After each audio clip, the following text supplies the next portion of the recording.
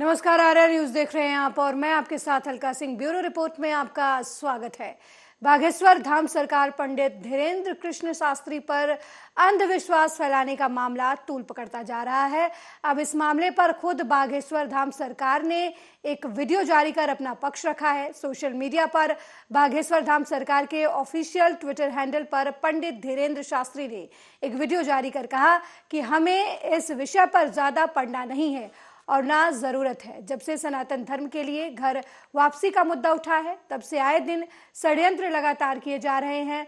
हमें डिगना नहीं है, रुकना नहीं है। बस आप लोगों से प्रार्थना है कि आप लोगों को बहुत सक्रिय होना है और आपको दीपक ये बुझने नहीं देना है। साथ ही धीरेन्द्र शास्त्री ने आरोप लगाया कि क्या लोगों को किसी पादरी या मौलवी से ऐसे चुनौती दे सकते हैं। इन सब के माध्यम से केवल हिंदू धर्म को कमजोर करने की साजिश रची जा रही है। और सनातन धर्म के प्रत्येक धर्म ध्वज को लेने वाले लोगों को ये हमारा वीडियो अंतिम है। हम इस विषय पर बहुत ज़्यादा पढ़ना नहीं है, न जरूरी है। जब से सनातन धर्म के लिए घर वापसी का मुद्दा उठाया, तब से आए दिन षड्यंत्र लगातार किए जा रहे हैं। हमें डिगना नहीं है, रुकना नहीं है।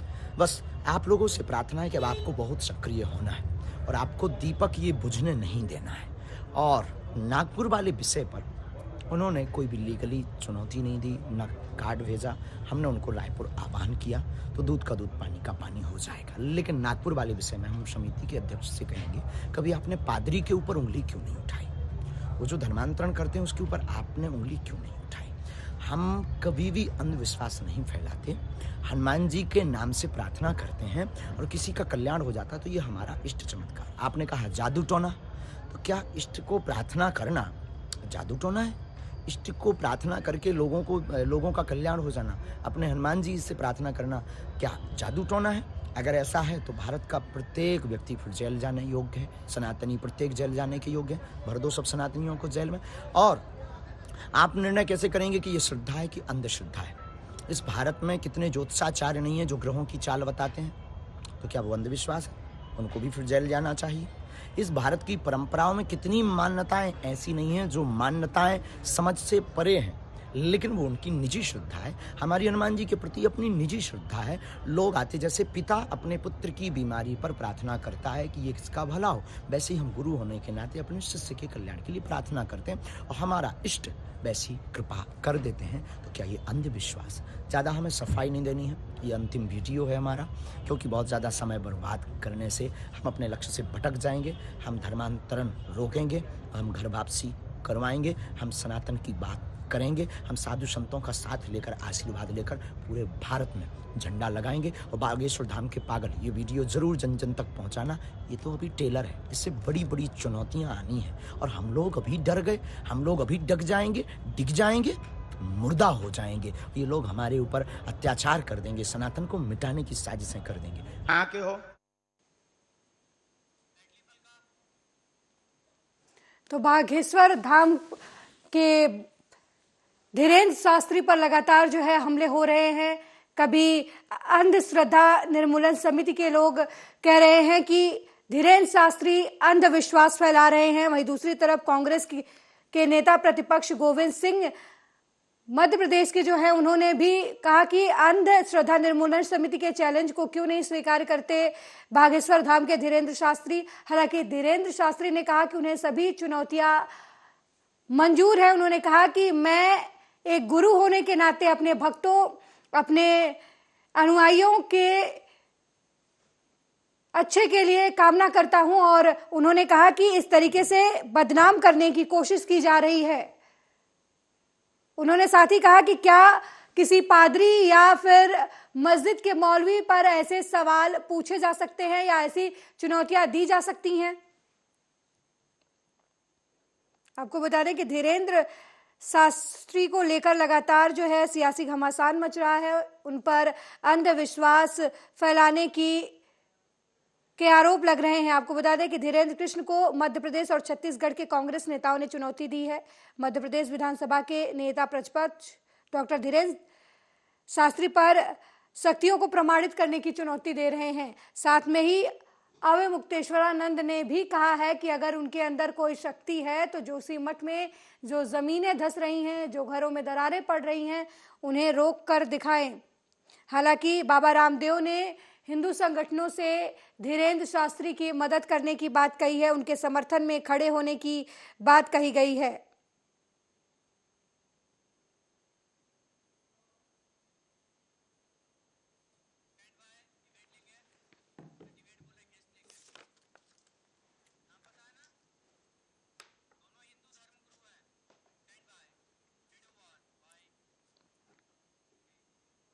और इसी विषय पर चर्चा करने के लिए हमारे साथ आचार्य कृष्ण बिहारी हिंदू धर्म के धर्मगुरु हैं, जुड़ चुके हैं, और विष्णु विनोदम महाराज आध्यात्मिक गुरु हैं, ये हमारे साथ लाइव जुड़ चुके हैं। आप दोनों धर्म गुरुओं का बहुत बहुत स्वागत है आर्या न्यूज पर। आचार्य धीरेन्द्र शास्त्री जी को जो चुनौतियां दी जा रही हैं, आपको क्या लगता है इसे लेकर? क्या ये हिंदू धर्म पर आक्रमण है या एक तरीके से सच में धीरेन्द्र शास्त्री पर जो आरोप लग रहे हैं उनमें कहीं सच्चाई नजर आती है? आचार्य कृष्ण बिहारी जी, आपसे सवाल है मेरा।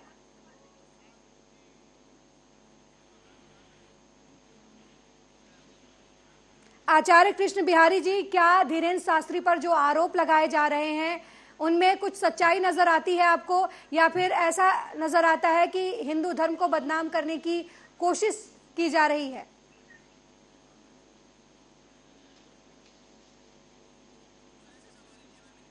जी, शायद मेरी आवाज आचार्य कृष्ण बिहारी जी तक पहुंच नहीं पा रही है। मेरा सवाल विष्णु विनोदम महाराज जी आपसे है कि क्या हिंदू धर्म को धीरेन्द्र शास्त्री के जरिए चोट पहुंचाने की कोशिश की जा रही है या बदनाम करने की कोशिश की जा रही है? देखिए, कहीं ना कहीं सनातन धर्म, हिंदू धर्म जो है जी, वो योग के ऊपर ही टिका हुआ है। जी, भारत का जो मूल विषय है या जो शक्ति है, भारत जिससे जाना जाता था वो योग है। जी, जैसे योगेश्वर, कृष्ण, यहाँ बार बार भगवानों ने जन्म लिया, उसके पीछे का विषय जो था वो योग ही था। जी, तो धीरेन्द्र शास्त्री पर जो आरोप लगाए जा रहे हैं जी, वो गलत है। जी, मेरे हिसाब से ये सब चीजें संभव हैं, जी, देखी जा सकती हैं, और इसका मैं वैज्ञानिक तर्क भी दूंगा आपको। जी, क्योंकि योग द्वारा अपना पाइनियल ग्लैंड एक्टिवेट किया जाता है एक साधना के चलते, जी, और जिससे आप भूत, भविष्य और वर्तमान देख सकते हैं। जी, ये जग जाहिर है, ये साइंटिफिक सब लोग जानते हैं, ये सब देख सकते हैं। जी, अब इनकी धीरेन्द्र शास्त्री की पहुंच योग में या साधना में कहां तक है ये वो जानते हैं, लेकिन ये संभव है, ये हो सकता है।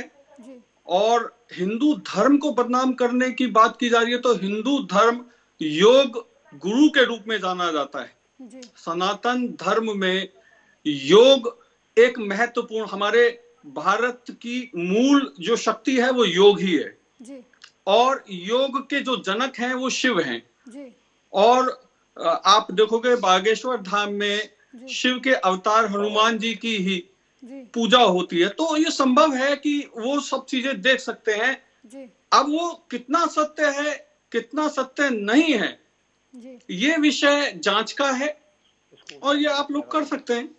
जी, बिल्कुल। आचार्य कृष्ण बिहारी जी भी हमारे साथ एक बार फिर से जुड़ चुके हैं। आचार्य कृष्ण बिहारी जी, आपका बहुत बहुत स्वागत है आर्या न्यूज में। आपको क्या लगता है, धीरेन्द्र शास्त्री जो है वो जो भविष्यवाणियां करते हैं उसमें कुछ सच्चाई है या फिर वो अंधविश्वास फैला रहे हैं, जैसा कि उन पर आरोप लग रहा है?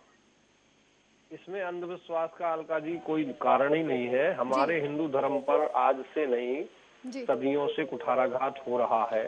जी, और किसी पंथ में, किसी भी मजहब में, किसी पादरी या किसी चादर या किसी फादर के लिए कोई कुछ नहीं बोलता है। आज तक बोलता हुआ देखा हो तो बताओ। जी, मैं जब आसाराम बापू पर जो है आरोप प्रत्यारोप हो रहे थे, और आज तक भी जो है उसका कोई सिद्ध नहीं हुआ है।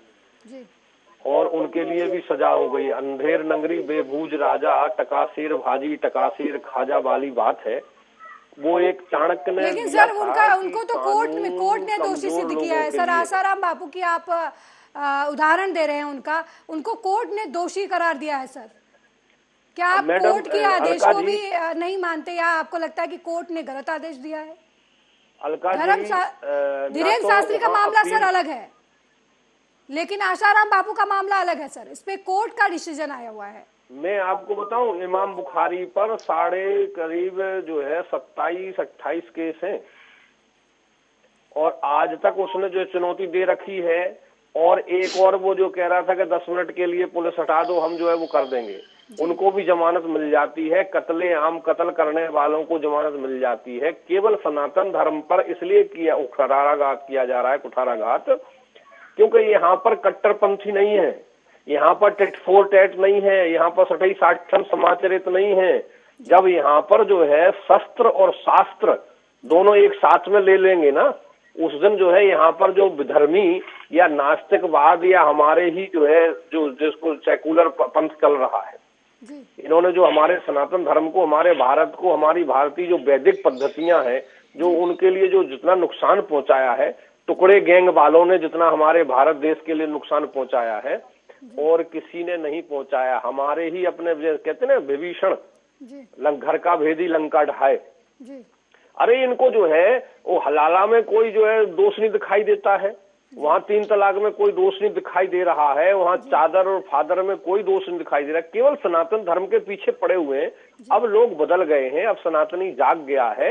अब थोड़ा सा सोच समझ करके स्टेप उठाएं, क्योंकि अब उन्होंने जो है वो पठान जो थी फिल्म, उसका बहिष्कार कर दिया। उन्होंने कुछ घर वापसी करा दिए, उन्होंने कुछ और जो है लोगों का, गरीबों का कल्याण कर दिया। वहां जाकर के तो कोई देखे, वहां पर गरीबों के लिए रोज भंडारे चल रहे हैं। अभी कैंसर का हॉस्पिटल जो है वहां होने वाला है। तो जो भी सनातन धर्म में थोड़ा उठने की कोशिश करता है, आगे सनातन धर्म को बढ़ाने की कोशिश करता है, चलाने की कोशिश करता है, अपने घर वापसी लाने की, अपने गरीबों का कुछ सहायता करता है, उसी के पीछे पड़ जाते हैं। समझ में नहीं आती है इन बुद्धिहीनों के लिए क्या होगा। ये कलयुग ने इतना प्रकोप हो गया कि केवल सनातन धर्म वालों को ही कलयुग सताएगा। जी ठीक है, कृष्ण बिहारी जी, आपसे और विष्णु विनोदम महाराज जी, आप दोनों लोगों से मेरा ये सवाल है। धीरेन्द्र शास्त्री का आरोप है, वो ये आरोप लगा रहे हैं कि जब से उन्होंने घर वापसी का मुद्दा उठाया है, जब से वो हिंदुत्व के बारे में बात कर रहे हैं, तब से उनके ऊपर ऐसे हमले हो रहे हैं। इस बात में कितनी सच्चाई नजर आती है, और आपको क्या लगता है कि हिंदुत्व के मुद्दे की बात करने की वजह से ही धीरेन्द्र शास्त्री पर ऐसे आरोप लगाए जा रहे हैं? सबसे पहले देखिए जी, मैं जवाब,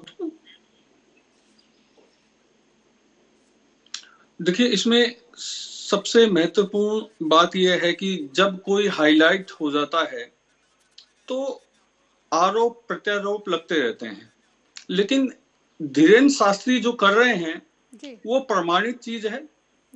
ये कर सकते हैं, हो सकता है, साइंस ने भी इसको जांचा परखा है।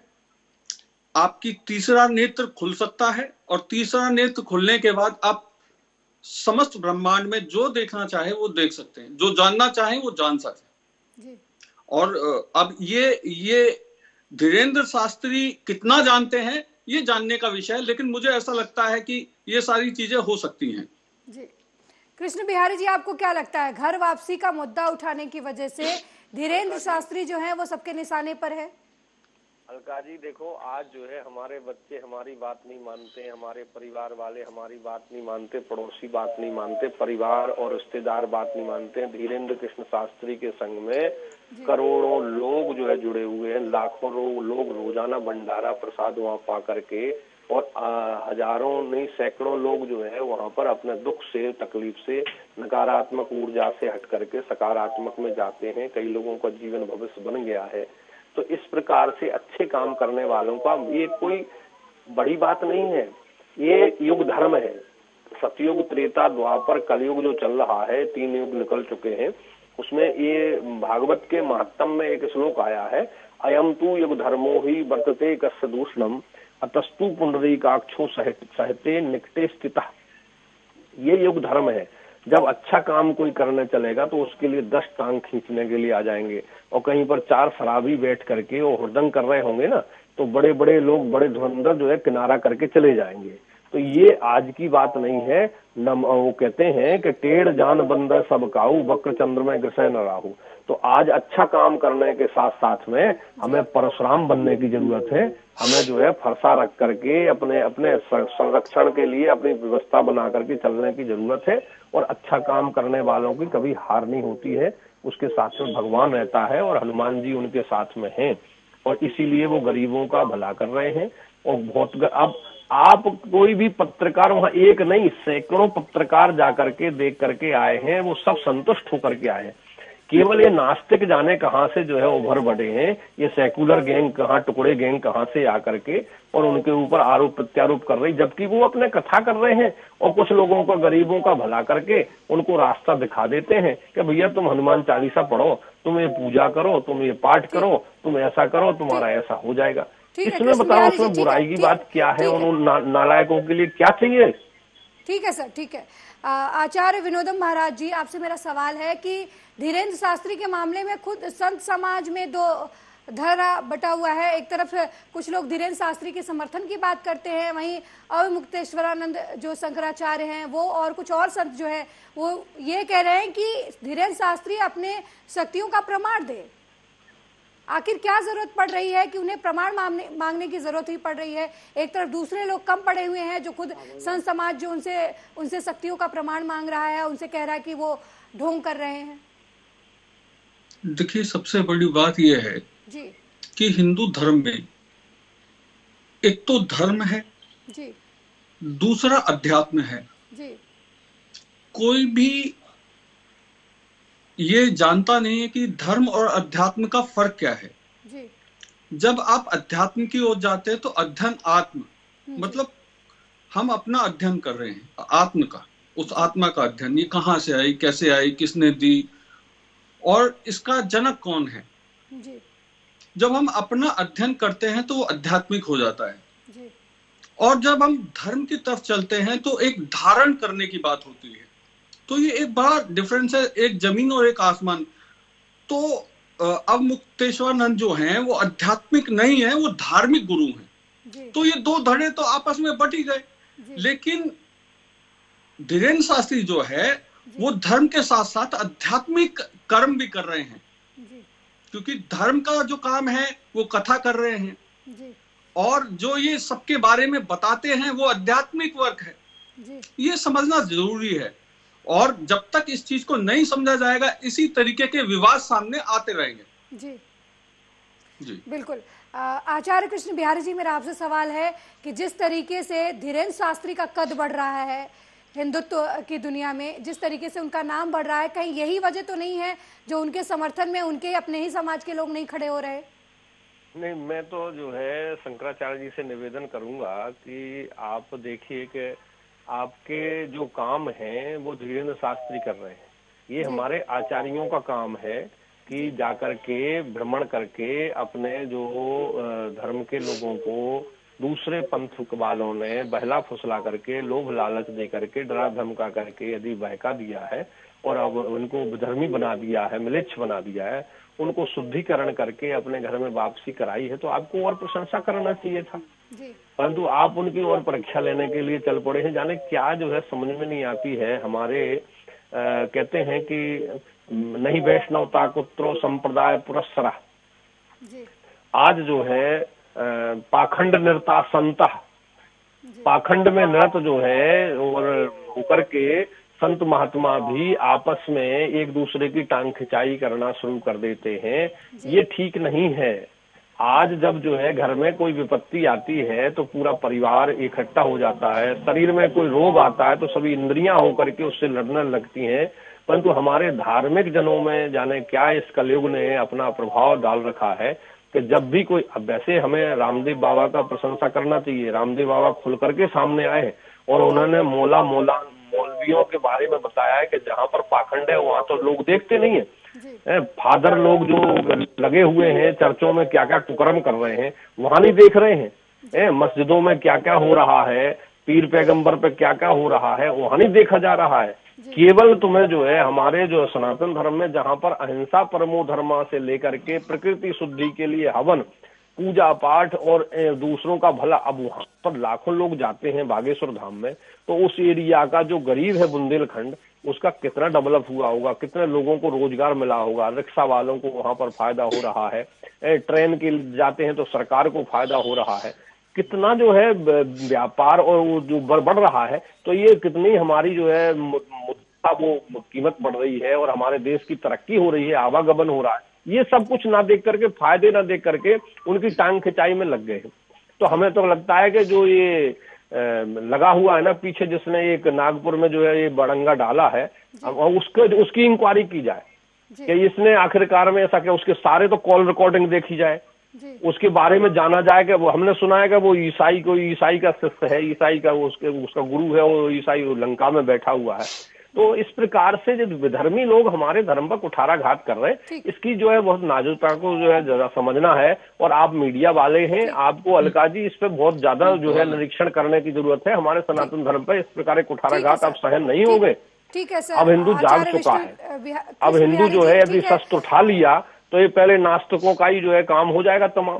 ठीक है, इसलिए हम नहीं चाहते हैं कि अशांति फैले और हमारे धार्मिक जनों पर इस प्रकार से कोई भी आक्षेप विक्षेप करके और उनको बदनाम करने की कोशिश करे। ठीक है वहाँ पर जो भला काम हो रहा है, पहले वो लिस्ट गिनेंगे ना तो इनके साथ। ठीक है आचार्य कृष्ण बिहारी जी, ठीक है, आपने जो कहा आपकी बात सुन ली गई। विष्णु विनोद महाराज, आपसे सवाल है मेरा कि जो अमुक्तेश्वरानंद और बाकी संत जो ये कह रहे हैं कि बागेश्वर धाम में है जो अंधविश्वास फैलाया जा रहा है वो चमत्कारी नहीं है, तो ऐसे साधु संतों की तरफ से क्यों अवेयरनेस नहीं फैलाई जा रही है? देखिए, मैंने आपको अभी बताया जी कि धर्म और अध्यात्म का अंतर नहीं पता जी। शंकराचार्य को इस देश में धर्म का प्रचार करने के लिए दिया था और इसीलिए उनको धर्म दंड दिया गया था। एक दंडी जो दंड होता है उनको दिया गया था। वो अध्यात्म में इतना आगे नहीं है। अध्यात्म की शिक्षा लेने की लिए और आगे बढ़ना पड़ता है। वहां शिव के बारे में और ध्यान के बारे में, योग के बारे में, अपना पिट्यूटरी ग्लैंड एक्टिवेट करने के लिए आगे बढ़ना होता है। ये बहुत बड़ा विषय है जी। लेकिन शॉर्ट में मैं ये समझाऊंगा कि धर्म और अध्यात्म जी बहुत बड़ा विषय है। और अवमुक्तेश्वरानंद जो हैं या जितने भी शंकराचार्य हैं वो धार्मिक गुरु हैं, आध्यात्मिक गुरु नहीं है। और धीरेन्द्र शास्त्री जो कर रहे हैं वो धर्म के साथ साथ आध्यात्मिक भी कर्म कर रहे हैं। ये एक डिफरेंस है और कोई बड़ी बात नहीं है जी। ठीक है आचार्य कृष्ण बिहारी जी, आपसे मेरा सवाल है कि हिंदुस्तान में हिंदू जो है वो बहुसंख्यक हैं, क्या यही वजह है कि हिंदू धर्म गुरुओं पर टारगेट करना आसान है अपेक्षाकृत ईसाइयों के पादरी और मौलवियों के खिलाफ? असली में क्या है, ये ईसाई मिशनरियां उस समय पर जब आसाराम बापू वगैरह पर आक्षेप लगाए गए थे और आप सुनने को तैयार नहीं हो, आसाराम जी के बारे में भी अभी तक कोई डॉक्टरी रिपोर्ट या कुछ वो नहीं है। केवल मीडिया के दबाव में आकर के कोर्ट ने जो है अपील स्वीकार नहीं करी है और अभी तक जमानत नहीं हो रही। बड़े बड़े कत्ल करने वालों की, बड़े बड़े दंगा फसाद कराने वालों की जमानतें हो जाती हैं, उनकी नहीं हो रही है। कारण क्या है, इस पर भी विचार होना चाहिए। तो आज हमारे हिंदू धर्म में एकता नहीं होने के कारण, हमारे यहाँ संगठन नहीं होने के कारण, संगठित नहीं होने के कारण, कट्टरपन नहीं होने के कारण, हम लोग जो है कठोर कदम सहिष्णु होने के कारण हमारे बोलिए कोई भी उंगली उठाओ, कोई भी कुछ कह करके निकल जाओ, कोई कुछ कहने वाला नहीं, सुनने वाला नहीं है। अब यहाँ पर जो है यदि यही बात मुसलमानों के बारे में या ईसाइयों के बारे में कोई उठा देता तो वहां पर महाराज लाखों करोड़ों रुपए जो है नाम रखे जाते और उनको जो है साल 6 महीना में मरवा दिया जाता। ये एक प्रमाण नहीं है ऐसा। आप तो खैर सब हैं, आपको क्या बताने की जरूरत है, दीप तले अंधेरे वाली बात है। हमारे यहाँ पर जब इस प्रकार से ऐसी बात नहीं है, अब हिंदू भी जाग रहा है और इस पर भी जो है हमारे परमहंसाचार्य अयोध्या वालों ने बहुत कुछ जो है इतराज व्यक्त किया है और भी संगठन बहुत खड़े हो रहे हैं।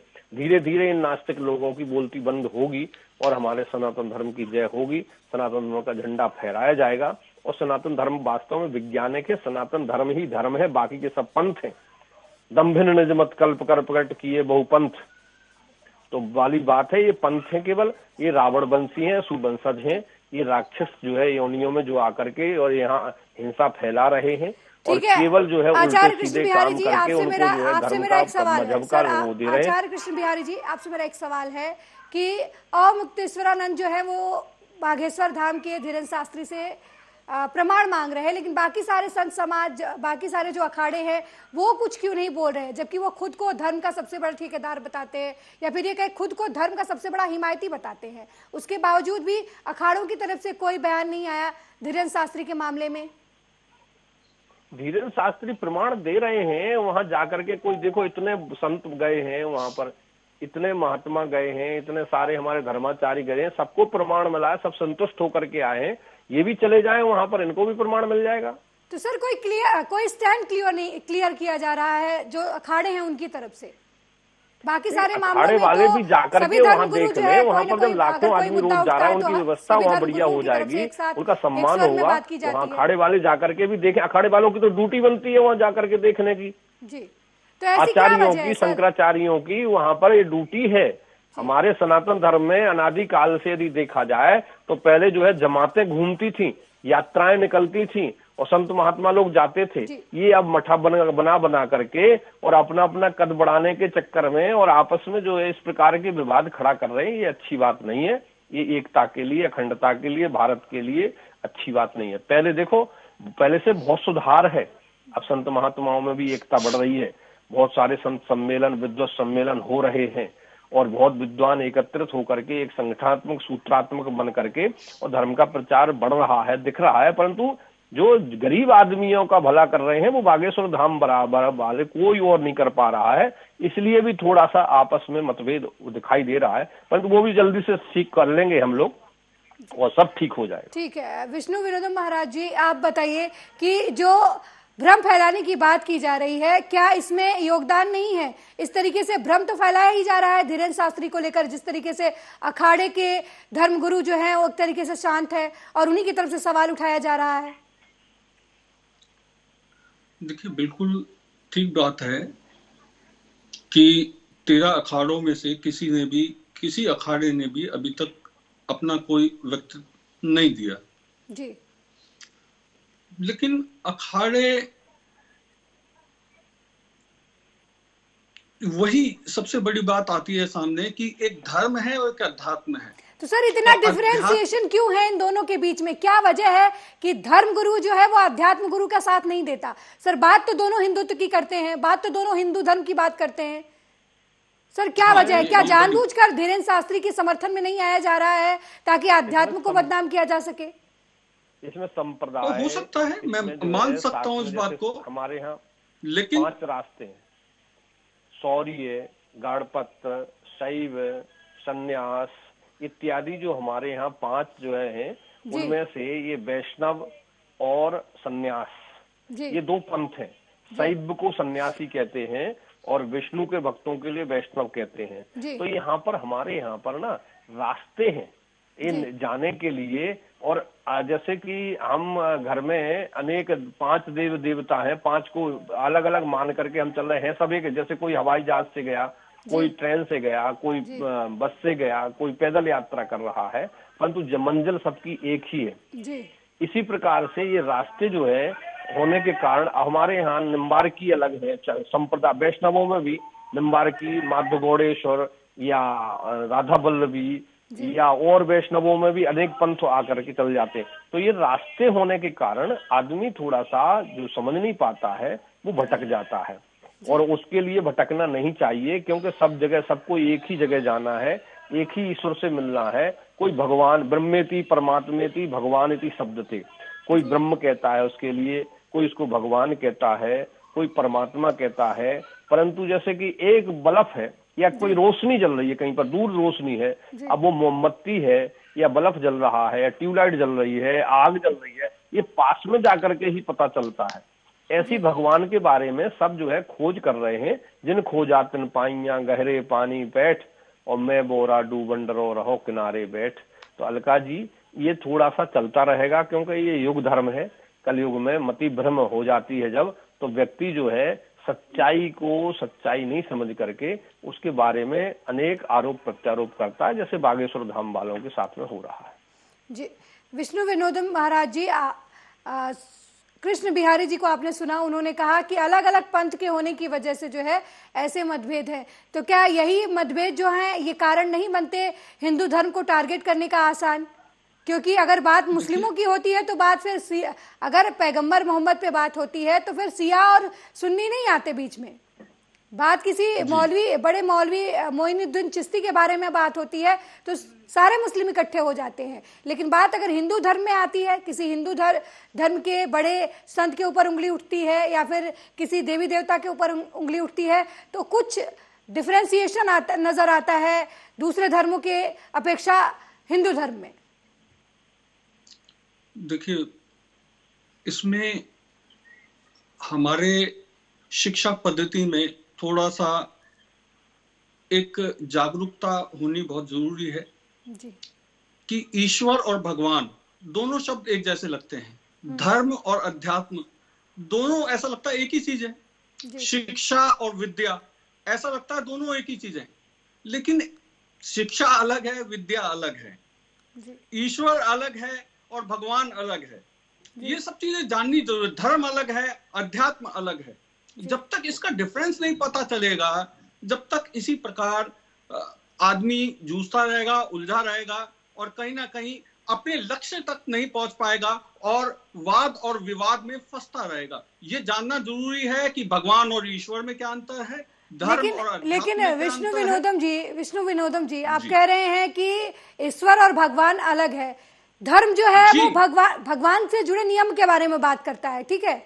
अध्यात्म जो है वो कैसे भगवान से कनेक्ट किया जाए खुद को, इसकी बात करता है। लेकिन कहीं ना कहीं अध्यात्म का सारा लेना देना जी ईश्वर से है। हाँ, कनेक्टिविटी से। ईश्वर कौन है जी, ईश्वर कौन है? ईश्वर कौन है जी, ईश्वर किसको कहा गया? ठीक है सर, ईश्वर को शिव को कहा गया जी। कभी भी भगवान जो है, भगवान आप पूरे अपने ग्रंथों में पढ़ोगे तो विष्णु को भगवान कहा गया, कृष्ण को भगवान कहा, कृष्ण को ईश्वर नहीं कहा गया। ईश्वर शिव है जी। तो ये डिफरेंस पता चलना जरूरी है। जब तक समाज में इस डिफरेंस का पता नहीं चला, शिक्षा और विद्या क्या है, यहाँ दोनों एक जैसे लगते हैं। भगवान के बारे में बात नहीं हो रही है, यहाँ पर बात हो रही है हमारे जो है बागेश्वर धाम पर जो आरोप प्रत्यारोप लगाए हुए हैं। यहाँ पर उधर उस विवाद में न जाकर के पहले इस विवाद को सुलझाना है, एक नया विवाद खड़ा नहीं करना है। विवाद सुलझेगा तभी ना जब उसके बारे में पता होगा। जब तक पता ही नहीं होगा मूल क्या है तो विवाद सुलझेगा कैसे? ये तो चलता रहेगा। ये सुलझेगा एकता से, ये सुलझेगा अखंडता से, ये सुलझेगा हमारे अज्ञान को दूर करने से। वो अज्ञान दूर होगा हमारा। वही मैं बताना चाह रहा हूँ कि अज्ञानता को हटाने के लिए ज्ञान भव बारिश भंगा बिन है। सत्संग विवेक न होई और राम कृपा बिन सुलभ न सोई। जब तक हम सत्संग नहीं करेंगे, साहित्य का, शास्त्रों का चिंतन पठन नहीं करेंगे, गुरु की शरण नहीं जाएंगे, तब तक हमें पता ही नहीं चलेगा कि भक्ति भक्त भगवंत गुरु चतुर नाम बपु एक और इनके पद बंधन किए नासय विघ्न अनेक। हमारे यहाँ तो भक्ति भी, भगवंत भी, गुरु भी और भक्त भी, ये चार भी एक ही हैं। तो ये रास्ते जो है तब पता चलेगा ना जब गुरु के हम अनर्गल बातें जो है बिगड़ सिर पैर की बातें करके एक विवाद जो है सुलझा नहीं और चार विवाद और खड़े कर दें, तो ये जो है समझदारी वाली बात या सत्संगी की बात नहीं है। ये हमें इस समय पर बागेश्वर धाम वालों के साथ में खड़े होकर के, अपने हिंदू धर्म के साथ खड़े होकर के इस प्रकार का जो है माहौल खड़ा करना है कि जिससे कि हमारे सनातन धर्म पे जो कुठाराघात किया जा रहा है विधर्मियों द्वारा, दूसरे ईसाई मिशनरियों द्वारा या इस्लाम द्वारा, उसको किस प्रकार से रोका जाए। हमें सब एक होना है। जैसे कि 4-5 उंगली हमारी है हाथ में, जब ये जो है हाथ बंध जाता है तो इसकी शक्ति और बढ़ जाती है। इसी प्रकार से हमें जो है पंचदेव उपासकों को या ईश्वर ब्रह्मेति परमात्मेति भगवानति शब्दते, इनको सबको एक हो करके और एक विचारधारा से चल के हमें जो है अपने धर्म पर कुठाराघात करने वाले विधर्मियों को मुंहतोड़ जवाब देना है और उनको समझाना है कि मान जाओ प्रेम से तो ठीक है, नहीं तो हमारे पास में केवल शास्त्र ही नहीं है, शस्त्र भी हमारे पास है और उसके द्वारा हम तुम्हारे लिए समझाने में सक्षम है। जी ठीक है। आचार्य कृष्ण बिहारी जी, बहुत बहुत धन्यवाद आपका आर्या न्यूज से जुड़ने के लिए। विष्णु विनोदम महाराज जी, आपका भी बहुत बहुत धन्यवाद आर्या न्यूज से जुड़ने के लिए। तो धीरेन्द्र शास्त्री को लेकर लगातार जो है सियासी बवाल मचा हुआ है, साधु संतों में भी मतभेद है। ये लड़ाई अब कहां तक जाने वाली है, ये देखने वाली बात होगी। वहीं यूपी के मुख्यमंत्री योगी आदित्यनाथ ने लखनऊ के इंदिरा गांधी प्रतिष्ठान में आयोजित प्रदेश भाजपा की कार्य समिति की बैठक के उद्घाटन सत्र को संबोधित किया। इस दौरान सीएम योगी ने कहा कि आज पूरी दुनिया कौतूहल और आश्चर्य की नजर से भारत की तरफ देख रही है। G20 सम्मेलन की अध्यक्षता भारत कर रहा है, जो कि दिखाता है कि पीएम मोदी के नेतृत्व में भारत दुनिया का नेतृत्व कर रहा है। योगी ने कहा कि गुजरात में 7वीं बार रिकॉर्ड जीत से साबित हो गया है कि जनता विकास को प्रमुखता देती है। जनता ने परिवारवाद को नकार दिया है। उन्होंने कहा कि हम लोग मई 2022 में आयोजित कार्य समिति में नए संकल्प के साथ आगे बढ़ेंगे। पहली बार कोई सरकार 5 साल का कार्यकाल पूरा करने के बाद सरकार 2/3 बहुमत से यूपी में फिर सत्ता में आई। विजेता के रूप में काम कैसे होना चाहिए, ये भाजपा अच्छी तरीके से जानती है।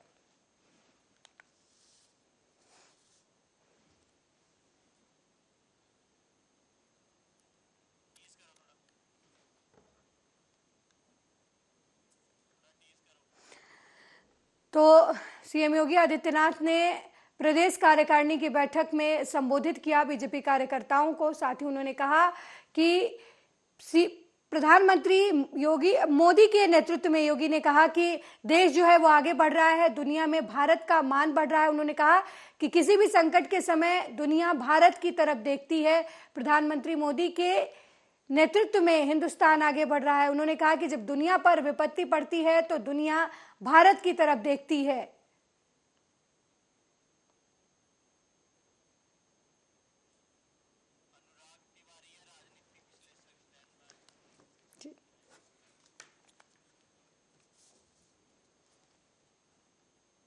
और इस खबर पर चर्चा करने के लिए अनुराग तिवारी, राजनीतिक विश्लेषक, हमारे साथ जुड़ चुके हैं।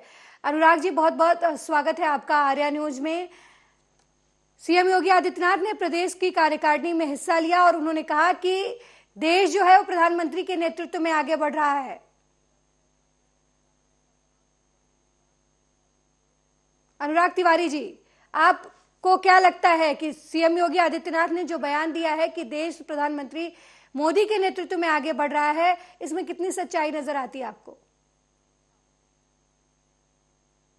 बयान है और देखा जाए तो इस बयान के बहुत सारे मायने हैं जी। और अगर हम लोग 2014 से अभी तक के एक पूरे भाजपा के कार्यकाल को देखें या एनडीए के कार्यकाल को देखें तो बहुत सारी ऐसी चीजें हैं जो बदली हैं और बहुत सारे बदलाव हुए हैं। तो अगर उस बयान को हम नजदीकी से देखें तो हमें लगता है कि कई मायनों में महत्वपूर्ण है, लेकिन कई मायनों में कमियां रही हैं। अब देखना ये होगा कि कौन से तरीके से ये बयान दिया गया है। अगर आप एक तरीके से देखें कि कितने रोजगार पैदा हुए हैं इन 8-9 साल के कार्यकाल में, तो उसमें मुझे लगता है कि ये बयानबाजी उतनी सटीक नहीं है।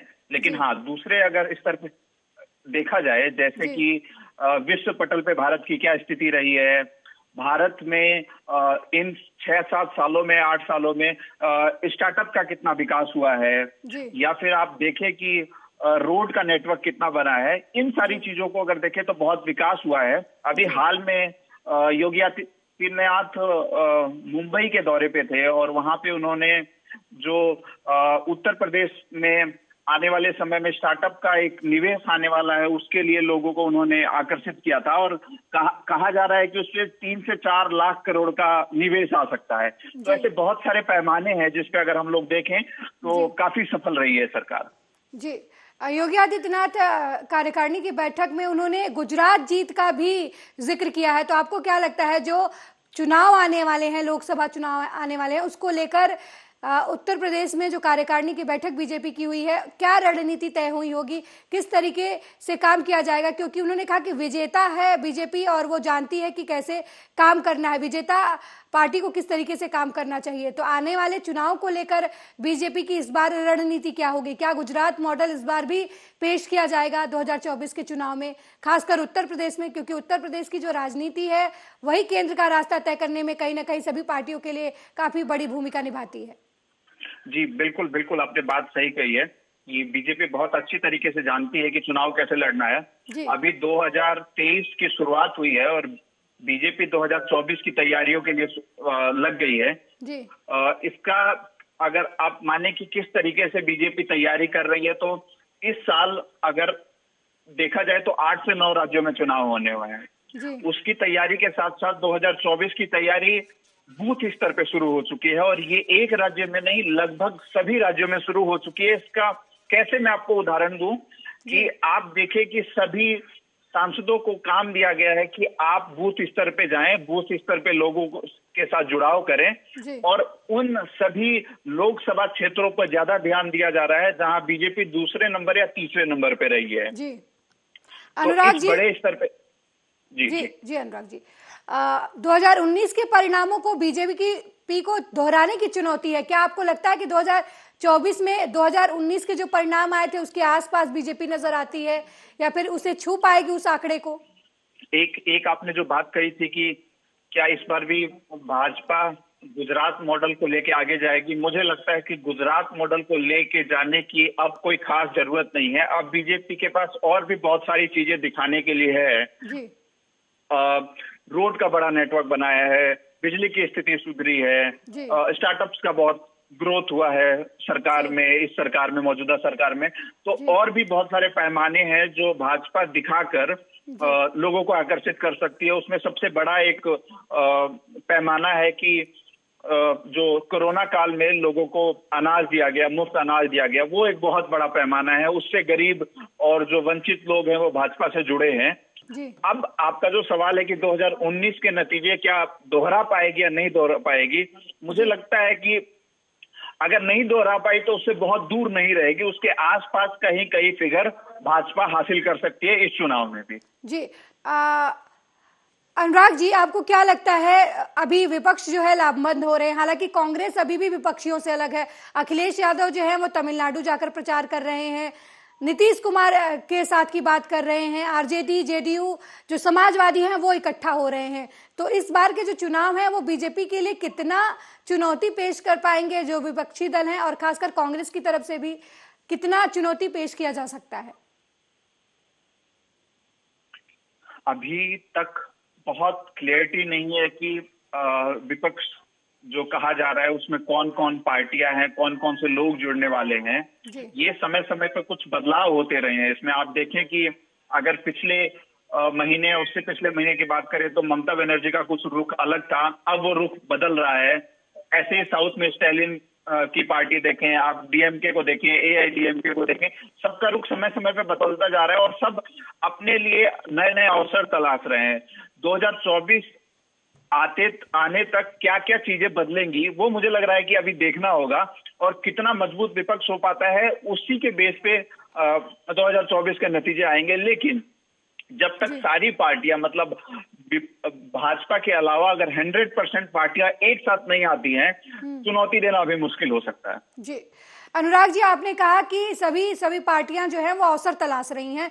क्या यही वजह है कि अवसर तलाशने के चक्कर में जो पार्टियां हैं उनकी वजह से बीजेपी जो है वो लगातार आगे बढ़ती जाती है और अलग अलग इलाकों में प्रदर्शन जो है उसका अच्छा हो जाता है? क्योंकि ये जो बंदर बाट वाली लड़ाई है ये खुद ही नहीं फिक्स कर पाते कि किसको क्या चाहिए, सभी अपने अपने ख्वाबों में जुटे हुए हैं। यही वजह है कि बीजेपी के ख्वाब पूरे होते नजर आते हैं हर चुनाव में। जी, इसमें कोई दो राय नहीं है कि अगर किसी भी पार्टी से लड़ना है एकजुट, तो उसके लिए एकजुट होना जरूरी है, और विपक्ष में इसी चीज की कमी दिख रही है जी। जहां एक और पिछले चुनाव में जो समाजवादी पार्टी थी वो कांग्रेस के साथ थी, बसपा भी साथ में थी। इस बार वो बिल्कुल बॉयकॉट कर चुके हैं। बसपा ने जो बहुजन समाज पार्टी है, उसने अभी ऐलान किया है कि वो अगले लोकसभा और विधानसभा में बिल्कुल अकेले लड़ेगी। तो कहीं भी आपको एकजुटता नजर नहीं आ रही है, और मुझे लग रहा है कि एकजुटता जब तक नहीं आएगी तब तक चुनौती देना है या फिर रिजल्ट में कुछ बदलाव करना बड़ा मुश्किल नजर आ रहा है जी। अनुराग जी, ये होता हुआ अभी दिखाई भी नहीं दे रहा है जी। समाजवादी पार्टी के नेता अखिलेश, ठीक, समय की कमी की वजह से इस बातचीत को यही रोकते हैं। बहुत बहुत धन्यवाद अनुराग जी, आर्या न्यूज से जुड़ने के लिए और अपनी बात रखने के लिए। बहुत बहुत शुक्रिया। तो यूपी के सीएम योगी आदित्यनाथ ने प्रदेश कार्यकारिणी की बैठक की और इस बैठक में उन्होंने सभी सांसदों, सभी कार्यकर्ताओं से पोलिंग बूथ पर जाकर अपने अपने वहां बीजेपी की नीतियों और रीतियों के बारे में जागरूकता फैलाने की बात कही है। और चुनाव को लेकर भी कहा गया है कि आगामी जो चुनाव होने वाले हैं निकाय के, वो अप्रैल से मई महीने में हो जाएंगे।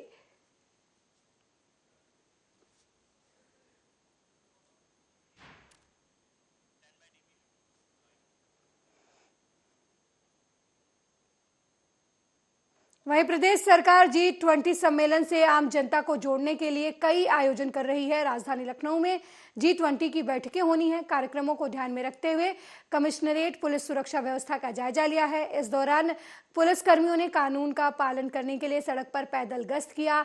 सड़क सुरक्षा माह के अंतर्गत डीसीपी पश्चिम ने शुरुआत में 50 पुलिसकर्मियों को फ्लोरेसेंट जैकेट बांटे। साथ ही सभी पुलिस कर्मियों को सड़क सुरक्षा माह में लगातार सक्रिय किया। इस दौरान डीसीपी वेस्ट ने ट्रैफिक पुलिस को सचेत रहने का निर्देश भी दिया।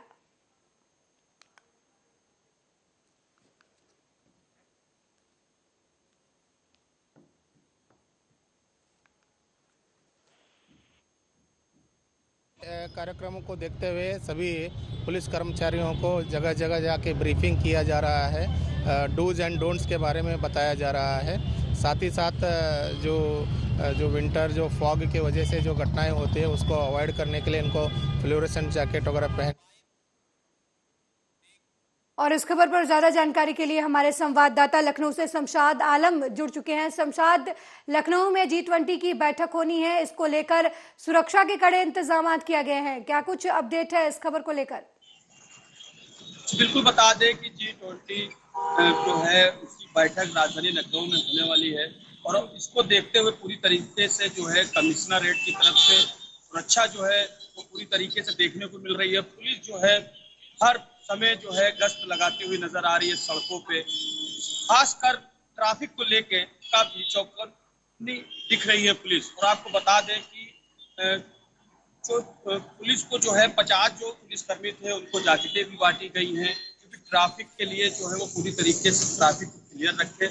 और साफ सफाई की बात करें तो नगर निगम ने सख्त आदेश दिया है कि अगर कोई भी पान मसाला बीड़ी सड़क पे उगता हुआ नजर आएगा तो उसके ऊपर जुर्माना भारी लगाया जाएगा। ठीक है शमशाद, प्रशासन की क्या कुछ तैयारियां चल रही हैं G20 के सम्मेलन को लेकर? जी बिल्कुल बता दें कि जिस तरीके से प्रशासन की तैयारी पूरी तरीके से चल रही, कई आयोजन किए जाएंगे जिसमें जो यहाँ की जनता है उसे जोड़ने का काम होगा और उनके लिए कई आयोजन किए जाएंगे। और आपको बता दें कि कई बड़े हॉस्पिटल भी इसमें शामिल होंगे, कई प्रोग्राम कराए जाएंगे। खासकर यहाँ पे राजधानी लखनऊ की बात करें, यहाँ पे पूरी तरीके से जो है लखनऊ को सजाने का काम किया जा रहा है। कई बैनर लगाए जा रहे हैं, पोस्टर लगाए जा रहे हैं, गुब्बारों से जो है पूरा जो है लखनऊ जो है वो सजाया जा रहा है, साफ सफाई की जा रही है। तो कई चीजों का जो है यहाँ पे देखने को कई चीजें मिल रही हैं। और सुरक्षा की बात करें, सुरक्षा तो बहुत सख्त कर दी गई है। जी शमशाद, लखनऊ में ज्यादातर ट्रैफिक की बहुत सारी दिक्कतें देखने को मिली हैं, वहाँ जाम की समस्याएं बहुत रहती हैं।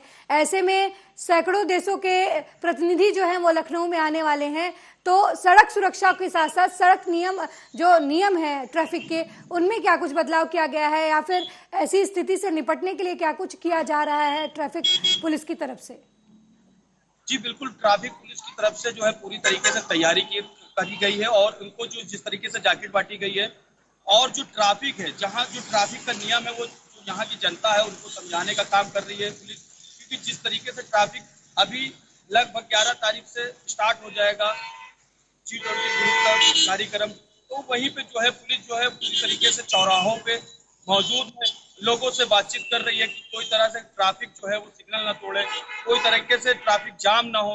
तो इसका पूरी तरीके से ध्यान रखेगी और अभी से तैयारी कर रही है कि आने वाले समय में कोई भी दिक्कतें ना हो। और जो विदेश से हमारे जो मेहमान आ रहे हैं उनके लिए जो है यहाँ पे कई रोटे जो है वो चेंज करी गई हैं, जहाँ से उनकी गाड़ियां निकलेंगी, वो तैयार होंगे, वो सारी चीजें को व्यवस्था जो है वो पूरी तरीके से की जा रही है। जी शमशाद, लखनऊ की जो चीर परिचित जगह हैं वहाँ पर भी जो हमारे मेहमान आएंगे विदेशों से उत्तर प्रदेश में बैठक में हिस्सा लेने के लिए, उन्हें उस जगह पर ले जाने की बात की जा रही है, तो उसको लेकर क्या कुछ व्यवस्था की गई है?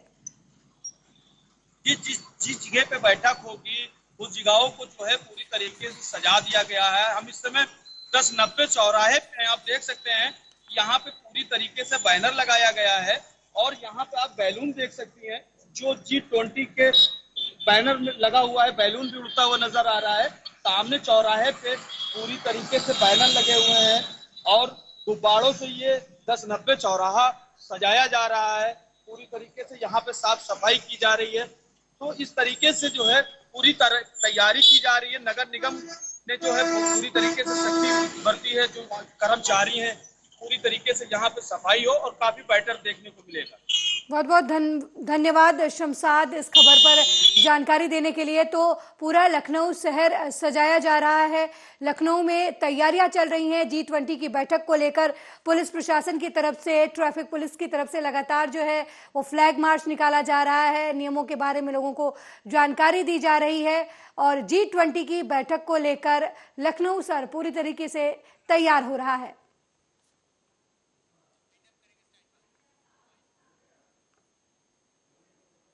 ब्यूरो रिपोर्ट में मेरे साथ फिलहाल इतना ही। देश दुनिया की तमाम खबरों को देखने के लिए देखते रहिए आर्या न्यूज। नमस्कार।